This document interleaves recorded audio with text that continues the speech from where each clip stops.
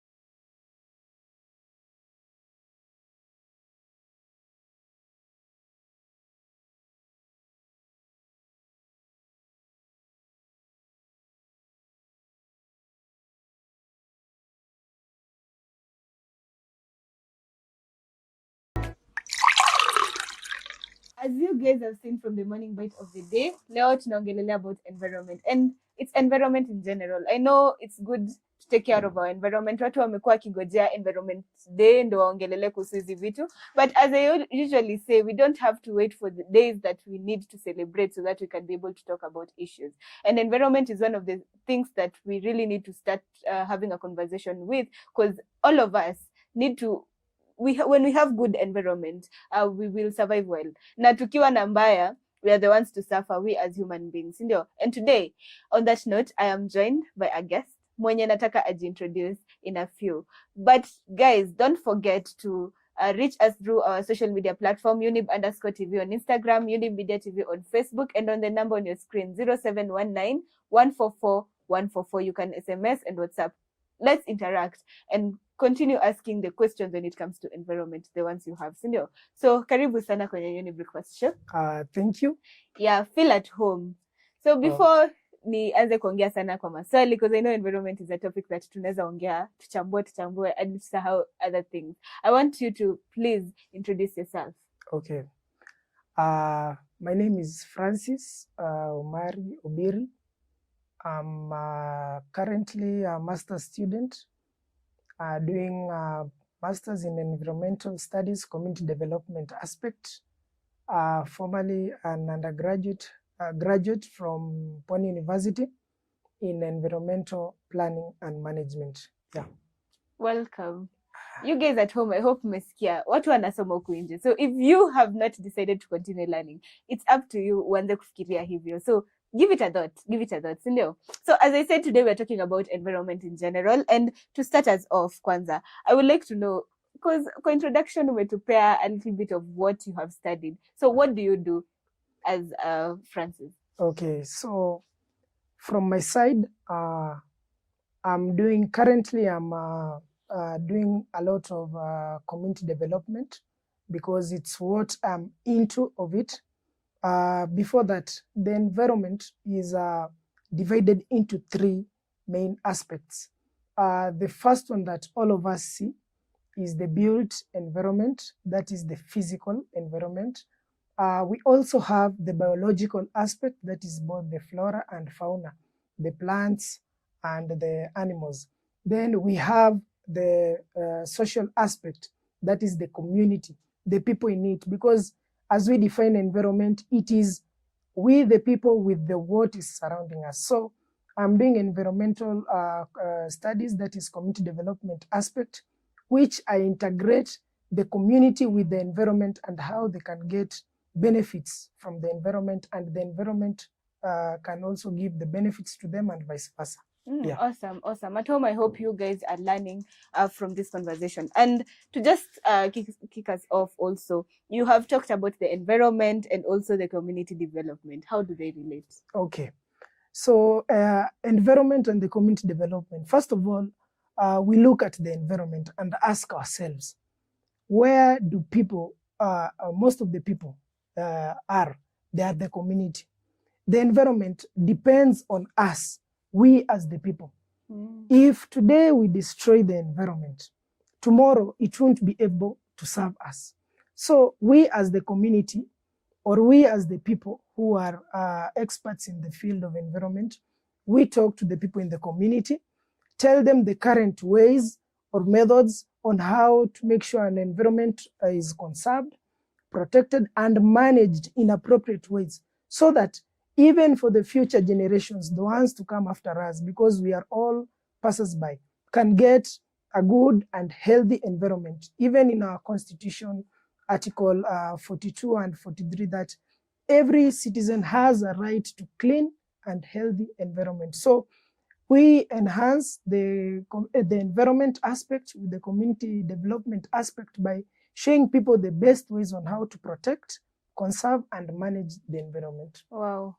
So we as human beings, tumesikia, we cannot be separated to the environment because this is our home. This is where we are used to. This is where life tuliekwa tu hapo, and environment, sisi na environment hatuwezi achana, right? Yeah. So we need to understand that. And I wanted to ask that question so that you guys can ask. Unajua kuna watu wanajiuliza maswali ya kuuliza, okay, environmentalism and community development, how do they even relate? Juu mtu akijuanga community development anaanza kuona vitu zake, and they don't know that environment and community development can really relate to one another. Yeah. So going on, we have seen, or there are grassroots movements and environmentalists who, in general, are so much concerned when it comes to fossil fuels. Why is this?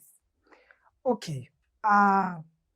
This aspect, I can talk it in terms of the GHGs and CFCs, that is the greenhouse gases and the chlorofluorocarbons. I want to take an example. If everybody in Kenya right now had a vehicle, we all know before we move to the electric vehicles, most vehicles are using either petrol or diesel. Yeah. These petrols or diesel, once they burn, after any type of any combustion in general, we must be having the production of carbon. So in our atmosphere, that is the ozone layer above it, we have where the carbon goes. So a continuous emission of the GHGs, those are the fossil fuels, leads to an increase in the carbon, amount of carbon. Now, how will this affect us? We as human beings, we depend on the sun for sunlight, the warmth. So if we have an increase in the amount of CO2 in the atmosphere, we'll be having the depletion of the ozone layer. Now, the depletion of the ozone layer can lead to various effects.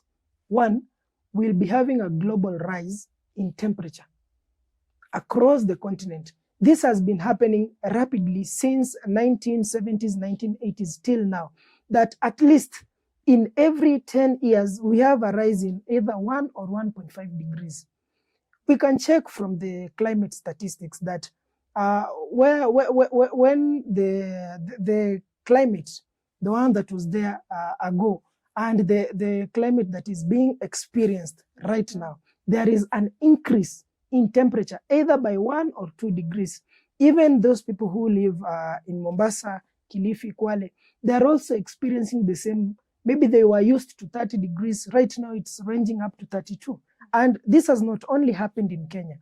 That is only one way how the fossil fuels are emitted, by use of these vehicles. Also, when you put, let's assume that every country had become industrialized. We don't disagree that it's good to have industries, but we can also disagree to agree that the more the number of industries, the more we have the production of the GHGs and CFCs.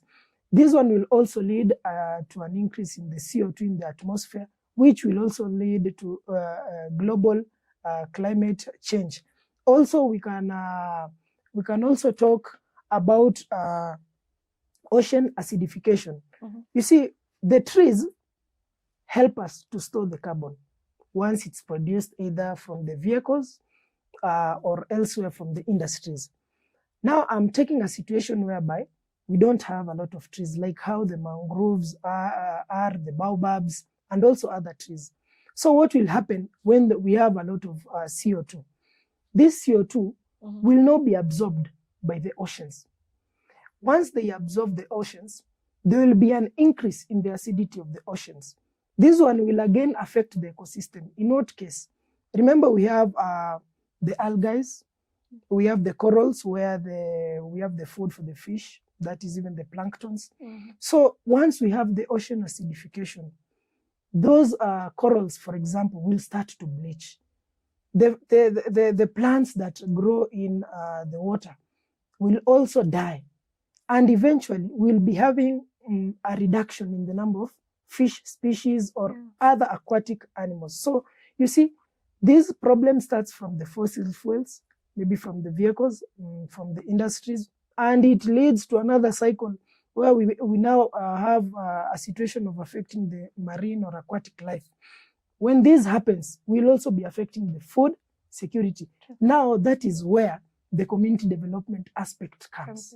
If you teach them how to protect, conserve, and manage the environment, we won't be having these issues of carbon, a lot of carbon being released to the atmosphere. Because if it's planting of trees, they'll plant a lot of trees and it will absorb the excess carbon. Yeah. Awesome, guys. At home, I hope tunaelewa. Najua kitambo, most of us, we know, if we have not done research when it comes to environment. Mnajuanga tu, kenye mlikuwa mnasoma mostly science, back in primary school, and mlikuwa mnasikia kuhusu ozone layer. But I hope you know YOUNIB Breakfast Show is a show that will bring you entertainment and also we educate you. And today we are educating you on environment. And I hope mnachukua some lessons and you're getting to understand more about our environment. And it's good for us to take care of it because we are right now here, but soon enough, our own generations need to see and also celebrate and also enjoy the good environment we're having. So it's for us to preserve it and to ensure that we are also putting it okay for them. Sindio? Yeah. So when it comes to now urban sustainability, I would like you to elaborate to us what is the importance of urban sustainability. Okay. I will start first of all by mentioning the issue or the concept of sustainability. Sustainability in environment, we say that it is the use of resources by the current generation, but in a way that we don't jeopardize the needs of the future generation. Okay. I can take an example like in our homes. Everything or anything that you use in the home, you should use it in a sustainable way. For example, it does not mean that if you have 5 liters, not 5 liters, let me say like 5,000 liters of water, you have a tank, that you misuse that water for that day because you have that amount of water. But you can use it in a way that if we have any water challenges or water shortage in future, you can still use it for that time. So in urban sustainability, it is where we have long-term or short-term plans for urban cities and even the growing rural cities in a way that the resources that are in those urban areas can be used by those people or the generation that is going to come later, and they will find it to be efficient. Yeah. So the issue of urban sustainability, we practice it in terms of, we look at the context, that is the place where we check the environment. We also look at the space. We look at the connectivity, because we all know that from a certain particular land use to another particular land use, we must be having connectivity either by road, by air. Yeah. So those are the things that we check. We also check on collaboration, that how does one land use relate to another land use? You cannot build an industry where we have a residential area. Most people will be affected. We can even be having some issues to deal with cancer because maybe people have been inhaling some fumes and we have overgrowth of cells. Yeah. So urban sustainability helps us to check all that in place, put that in place. At least we have everything set together so that we do not have contradicting land uses. Yeah. Do you think that Kenya has been able to achieve a sustainable urbanism? Okay.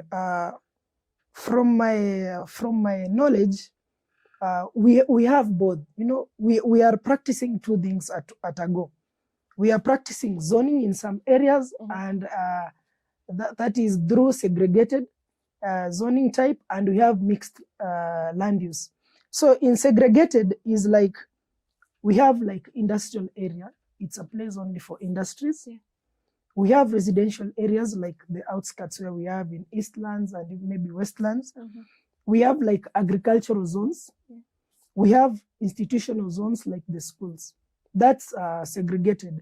But in other places in Kenya, we have mixed land use, that you find that this is a company here. Next to a company, we have commercial services. Next to that commercial services, there are some people practicing agricultural land use type. There are others who have already built a school there. But my opinion on that, I go for mixed land use because it will save on resources. It will save on the wastage of time, and it will cut costs. Take an example. You have built a home in a place like Rwai, for example. Yeah. Next to your home, there is a small company where people work there and you also work there. Like 100 meters from there, we have a school there. Like another 200 meters from there, within the same area, we have a marketplace. You will be moving from your home by even walking or maybe cycling to those places and get the available resources or food that you'll be using them in the house. Now, take an example where the current situation in Kenya. Somebody is living in an outskirt. He's working in town. He needs to access a certain service away from town, but not near his home. What does this person keep on doing? Traveling. So if we have mixed land use zoning at one area, we'll cut on time. We'll cut on the costs because people will be paying for those services like transportation service. Also, it will be easier to access the resources when you are near them than when you are far from them. Yeah. Awesome. Guys, I hope we are learning because that I'm in a field class and I'm getting to learn more about the sustainability and mostly when it comes to urbanism. And remember, you can send us your questions, interact with us. If you feel like enyewe kuna kitu pia wewe unaweza ongezea, please feel free to let us know through our social media platform. But for now, let's take this break and we'll be back with more.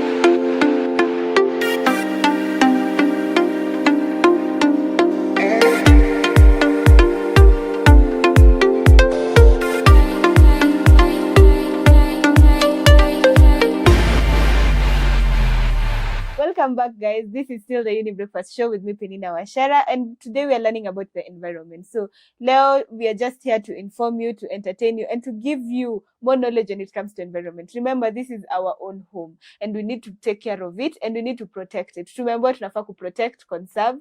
Hiyo ingine imeniponyoka kidogo, but I'm still here to learn. I am very free and willing to learn. I hope you guys are also doing the same, and you're getting to learn more about the environment.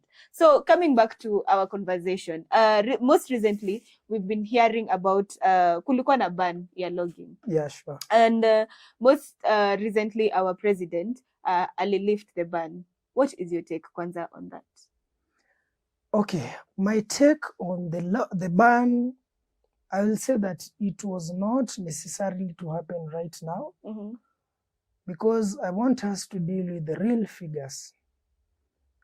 Planting a tree helps bring rainfall. Trees are carbon, they are carbon sinks. That is, they store carbon. And also trees, they protect the environment. Like if we have a lot of wind, they act as the windbreakers. They protect against the pollution. They protect against like in Mombasa, those people along the beach, the trees that are planted alongside the ocean, they protect against the waves that are coming in case they come to destroy the houses that are built maybe closer to those places.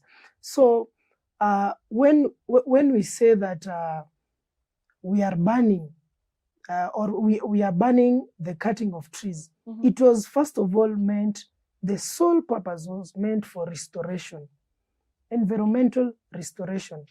Remember, there is a period, I think 3 to 4 years back here in Kenya, where we were experiencing longer durations of drought. Even it was also experienced in schools, it was experienced in hospitals because they needed the food.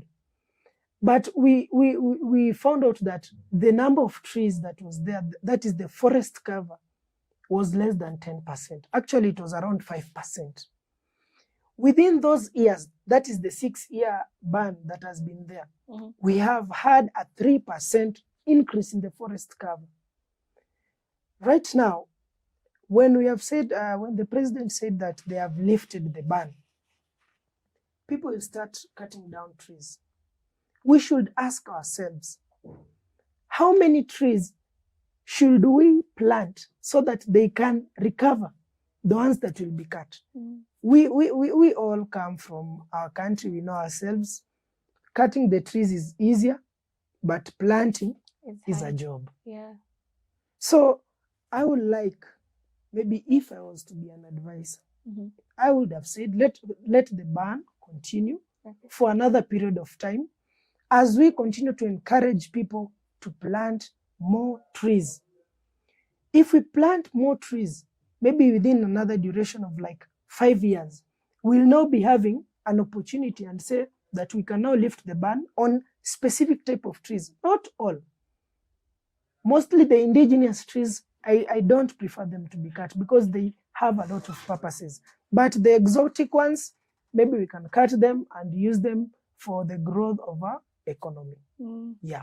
Getting to actually realizing that also our president, he lifted the ban, but still he encourages people to plant the trees. So do you think that it will make sense when we have lifted the ban, but also telling people, let's continue planting trees?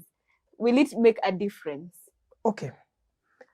There are some diplomats who I also overheard their debate, and one was saying a good vehicle must contain a brake and at the same time an acceleration pad. That means, yes, we can be planting trees, but at the same time, we can be cutting trees. Though, my take was to say that lifting the ban would now increase like the depletion of the forest cover. It will increase some corruption in what type of trees will be cut. It can lead to extinct types of trees, mostly the ones that are used for medicinal purposes, because not everybody knows that this is an indigenous tree, this is an exotic tree, people can go on cutting any type of tree.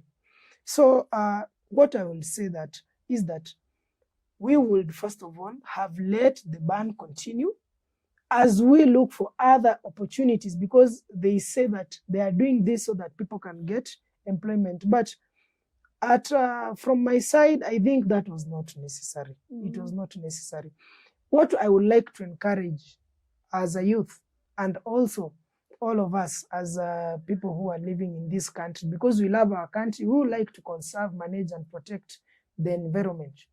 At least per year, we should try and at least plant like 10 to 100 trees per person, so that we can increase our forest cover, and this will help us in making sure that our environment, we are living in a very good environment, a good and a healthy environment. Yeah. Awesome. So still on the conversation when it comes to logging, Yeah. we have seen videos going on social media about Kimende, and so many people are having questions on how can we be able to help a citizen be able to, specifically about that conversation, sisi the citizens, the wananchi, how can we be able to help that specific place? Okay. Maybe personally, I haven't seen the video from Kimende. You can tell me what's more about it so that I can comment about it here. Mostly because of the cutting of trees. Yeah, so many people it's going round. When the ban was lifted, people are now cutting trees more oftenly, if I'm not wrong. And so seeing this, how can we now as citizens, of course the ban is already lifted and we cannot undo that. So how can we be able to help? So it is easier. The government, I can say that the government can at least come up with a principle or a policy and say that, yes, you can cut the tree, but we can take ourselves back to our primary, where we had something known as reforestation. That is the planting of trees whereby they have been cut. So if these people, you are told that you need to cut a tree, yes, for every tree that you cut, plant at least 5 to 10 trees. It will be better, because in the next maybe 4 to 5 years, he will find the trees that have that he or she had planted have grown up. Then they can also cut and still plant others, if that is the only option they do have. Similarly, or also additionally, they can also do some agroforestry. Instead of cutting the trees and the land becomes barren, because most trees, after they have been cut and you only have the stumps that are being left everywhere, you find that the place cannot be used for any other purpose, and the place just becomes like a desert, it's barren. So when they plant trees with crops, so that at least if we practice agroforestry, we will maintain the soil fertility. Yeah. Awesome. So when we are still in the conversation when it comes to planting trees, most people will tell us, okay, plant trees, okay, do that. Do you think it's important now because of the current climate change, that the current climate? Is it really important now to say, to know, first of all, what kind of tree I'm supposed to plant in a specific place? Because most of us, and I know this is what has happened most frequently, we are told, let's plant trees. Environment Day comes, we plant trees. There are no people who go look after the trees afterwards. They don't even, they're not even interested when it comes to doing the research on whether that tree will be able to flourish in that specific climate. The only thing is we have made a difference, let's continue. So why is it important for us to know this is the climate of this place? We should try and bring this specific type of trees. And also, how can we manage to continue when we build a tree, or not building, but plant a tree, that people will be able to follow up and ensure that, yes, we are seeing now we have built the trees, now they will grow, and so that you can see the change that comes. Okay. First of all, I would like to say this on the types of trees or tree species that are planted. We should invest in meteorological systems, and we should also be having some experts who are experts in tree species, that, for example, the ASALs, that is the arid and semi-arid areas, the arid and semi-arid lands, per se, we can say that certain types of trees which are drought resistant should be planted in these places.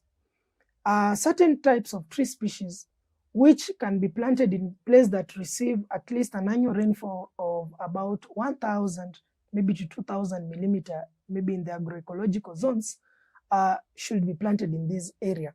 So if we invest in the meteorological department and the climatologists who will give people that this area for the past 30 years, it has been experiencing this type of climate, and we have our take that these are the types of tree species that can be planted here, it would be better. Rather than maybe somebody taking a plant like mkilifi, which we know most of the time grows along the coast, and taking it to an area where you will plant it and it will eventually die, you see. So it will be better that if we have specific types of trees that can be planted in specific areas and that they can grow. Also, we should look at the roots, the types of roots of that tree. Recently, we had a complaint in an area like in Kilifi, where we have this type of tree that is known as the eucalyptus, no, not eucalyptus, the blue gum. Blue gum. That blue gum, it's a type of tree that when you start planting it, it will grow. For the first round you have planted it in a certain area of land. It will grow, it will be big in size, and it will be used for the production of timber. Yes. But eventually, after cutting it and planting other trees in the same area, they will not nourish. So it would also be good if we look at that type of tree. How regularly does it absorb water? Because when you plant like that blue gum, the roots extend to an extent whereby they even absorb water from a longer distance in the earth's crust. So you find out that it will lead to drying of other places near where the trees have been planted. You can take a good look at the areas in Kenya, like the highlands, the type of trees they plant and how they are planted or where they are planted. You can find out that people have planted trees in a certain lane and still we have crops nourishing near the same trees. Yeah. So that can also be a good way of checking which trees do not take a lot of water from the ground. Yeah. Because if you bring trees like the blue gum, they are not bad to plant, but check that will it affect the other environs. Yeah. Awesome. So on that note, actually, who is supposed now to sensitize the people when it comes to the specific trees to plant, the environment, and everything in between? Okay. We say we have the environmental scientists, because earlier on I said that the environment is divided into three major aspects. The social environment, where we deal with the environment, with the interrelationship between the environment and the community. Then the physical aspect, which is the built environment, where we have the buildings and the people. Then, and the biological aspect, where we have the plants. So the environmental scientists are the people who do much research on several types of plant species, and they even tell us which plant or tree species can be planted in certain areas and how they can even acquire the water. If there can be a situation like water shortage, they can tell you when to regularly maybe doing some irrigation on the trees, and after what period of time will the trees be will they be big, or they can also give you details on maybe the areas. Maybe I can say the areas, they can map out for us the areas that this place you can put this type of tree species, this you cannot. Yeah. Awesome. So people back at home, I hope tunasoma, and I'm happy because the guest of today anatuelezea hizi vitu in a level that all of us can be able to understand. So don't say that you cannot take care of your environment because you have not been told about it.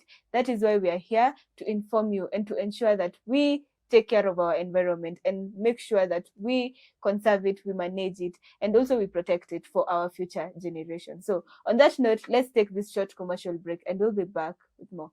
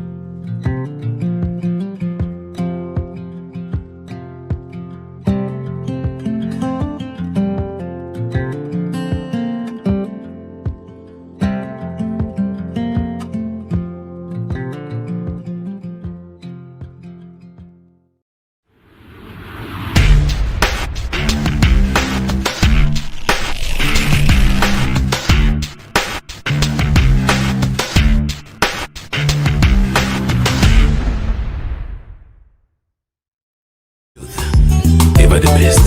Hallelujah.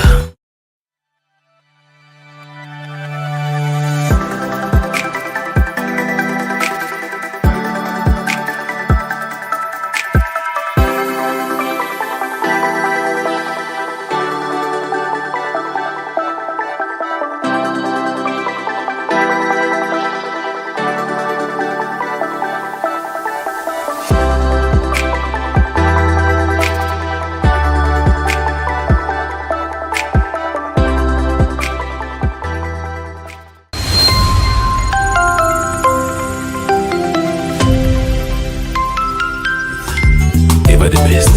Hallelujah.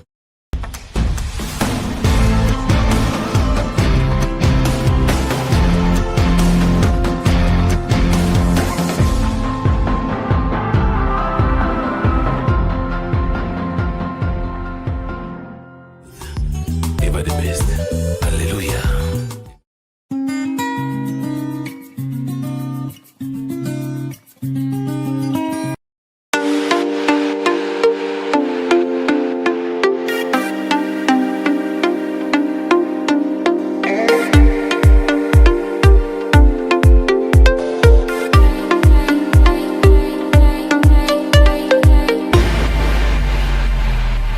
Welcome back, guys. This is still the Uni Breakfast Show. Hatujasonga hapa, and today we are just here to inform you guys about the environment. Najua tunashinda tukigoja, and I keep on saying and telling you guys that we don't have to wait for specific days so that we can start at conserving our environment. Si lazima tugoje Environmental Day. Si lazima tugoje Mother's Day ndo tuanze ku appreciate our mothers. We need to be doing this very frequently, and that is why we don't wait for Environment Day here.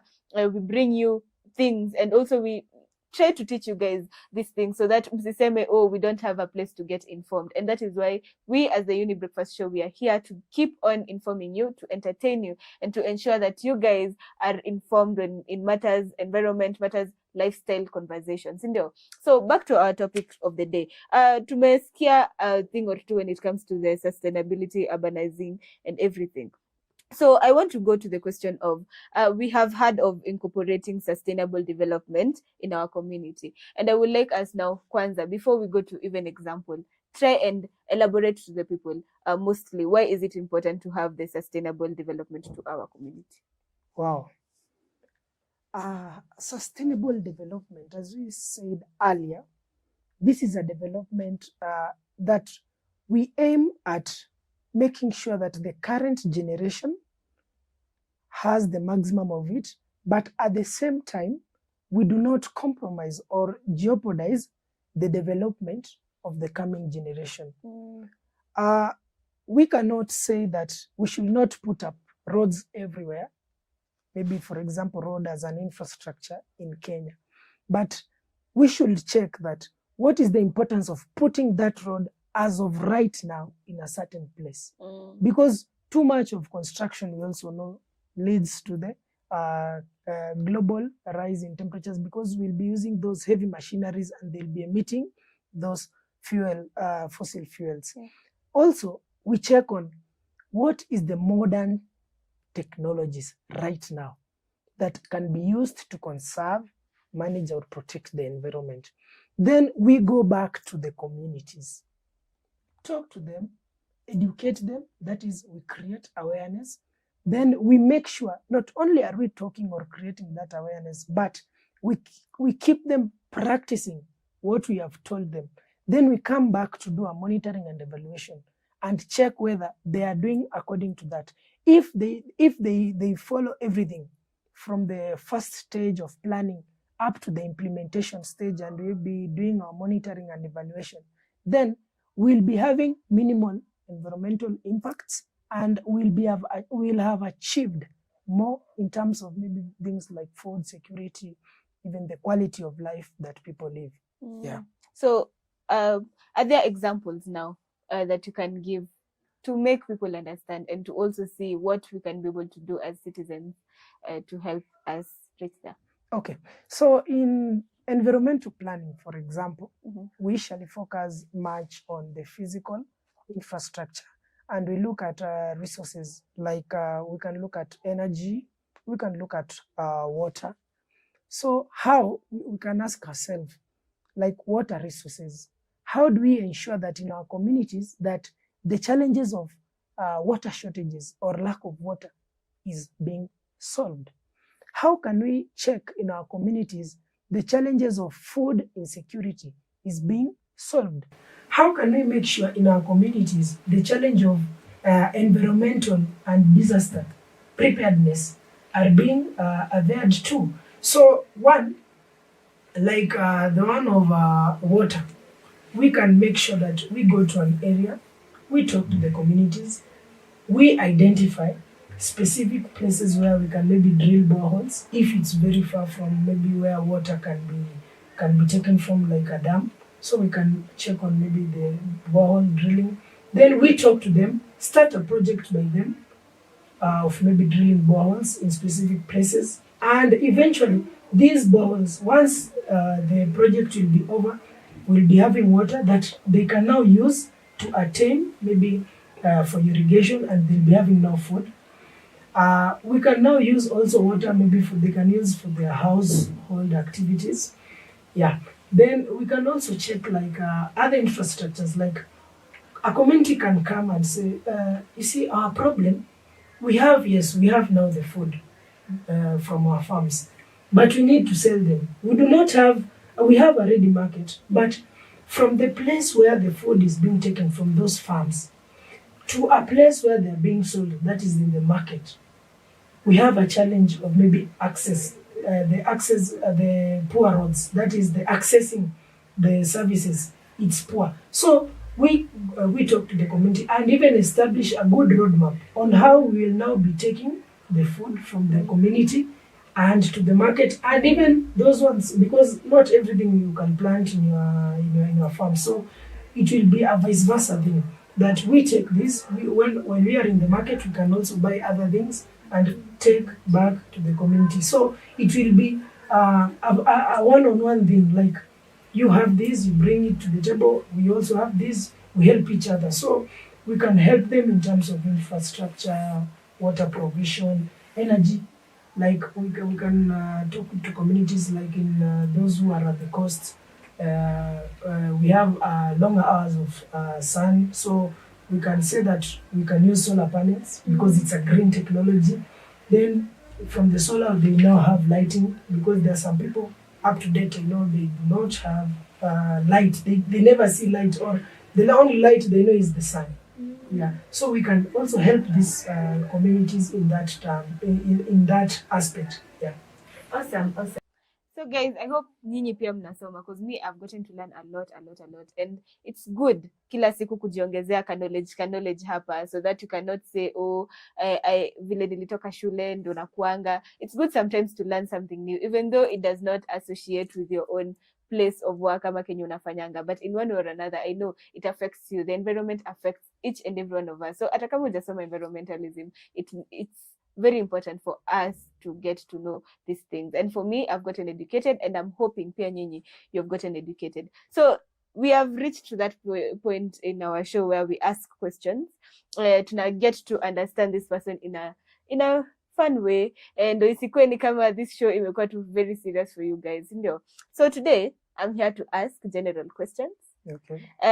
Tunaona kama unakumbuka shule. Yes, so we'll go back to that. Leo tunaongelea, we are doing that trivia questions when it comes to general knowledge, ndio. Yeah. So to start us off, how many dots appear on a pair of dice? The total number or Yeah, total number. okay.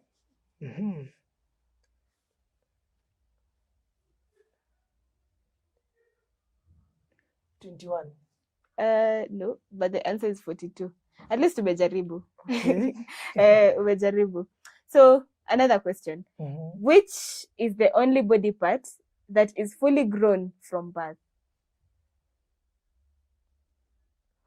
Okay. Kumechacha. Hiyo imechemka hapo kwa biology. Kidogo. Fully grown. Yeah. Hiyo sijui. Haujui? Nikusaidie. Hiyo nisaidie. The answer is the eyes. Okay. Yes. Eyes are fully grown. What is acrophobia? A fear of? Acrophobia. I can say the fear of sound. The fear of doing what? Of flying? Yes, okay. It's the fear of flying. Yes, at home, I hope ya nyinyi mnangangana ku answer hizi, and you can also take a video of yourself answering our questions. You don't know, unaweza jipata on our next YOUNIB breakfast show ukiwa umeanza the conversation before anything else. Ndio. Next question. Compared to their body weight, what animal is the strongest? Dung beetle, elephant, ant, or cow? Compared to their, pardon? Body weight. Body weight. What animal is the strongest? Dung beetle, elephant, ant, or cow? I can say an elephant. An elephant. Yeah. But according to this, it's not right.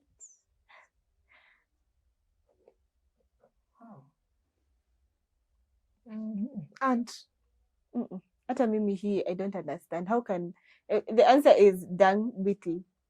I don't understand how. I also don't get it. How it is, but anyway. Okay. Ni sawa. Next question. How many hearts does an octopus have? Wow. 3. Yes, it's 3. The right answer is 3. Where is the strongest human muscle located? Where is the strongest human muscle located? The strongest human muscle. Nasema at the maybe the thighs. No, it's on your face. Acha nikupe face. Na ulikuwa umejishika mahali, so iko mahali hapo at the chin. Not the chin per se, but iko tu around. Okay. Hey. The cheeks.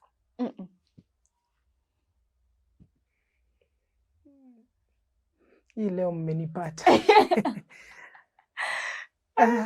The right answer is the jaws. The jaws. Yeah, the jaws. Now, to our final question. What planet is the closest to the sun? What planet is the closest to the sun? Mercury. Yes, Mercury is the right answer. So guys, tumeona yeye ni chepe. And you at home, umejibu maswali ngapi so far? Are you sure hata kuna yenye umepata? At least tunajua hapa tukikuweka kwenye the hot seat asking you these questions, the general trivia questions, utapata ngapi? Anyway, I'm not here to judge, but we are here for the fun, right? So back to our conversation on environment. As a parting shot, what can you tell people when it comes to conserving our environment, when it comes to matters environment? Please talk to the people and let us know what we should particularly do as the people. One, I can talk about environmental impact assessment, that for anything that you do to the environment, you should check the positive and the negative impacts of it. That is, if we have the negative impacts, you can look on to mitigation measures if need be, that you should do a particular activity on the environment, maybe mining, extraction, building. you should look at the mitigation measures. Two, Kenya, we have very good legislations, policies, and acts that are put in place. And even we have our Kenyan constitution, which is very good. The problem that we usually have, we as citizens, is on the implementation part. Waste. Also, you can look on ways and how to conserve the environment that will increase the quality of life that you live in. Even those people in the slums, you can come up with ways on how you can conserve that place. You can manage that place that you live in. Lastly, in the place that you live, check whether you maintain the environment by practicing the current technological methods of green technology. Green technology has helped a lot in conserving the environment. And if we spread this gospel of using the green technology, I think we'll have minimal waste resources, waste of resources, that is. We'll also have reduced costs on accessing services, and we'll also have enough time to work on our environment. Remember that environment, we depend on the environment, and the environment depends on us. We as human beings have the manage and control over the environment, and as well as we have manage and control over our livelihoods. So tufanya sisi kama wananchi wa Kenya tukuze mazingira yetu ili tuweze kuishi kwa mazingira bora. Yeah. Awesome guys. I hope mmesoma. Mi kwanza Kenya, my takeaway is we need to protect our own environment. And tumeambiwa we need to protect, manage and conserve our own environment. Let's be our brothers and sisters keeper. Ukiona mse anatupa karatasi and you see definitely this is hii haitasaidia mazingira, be a sister, a brother, and let them know that is not the right thing. Wacha waokote waende watafute place enye wanaweza itupa. And through that, these small things, we can be able to help improve our environment and to also preserve it for our future generation. So thank you so much for coming. Okay. For honoring our invite and for coming to this show to give us an opportunity to also learn about the environment. We don't take it for granted. Thank you so much. Okay.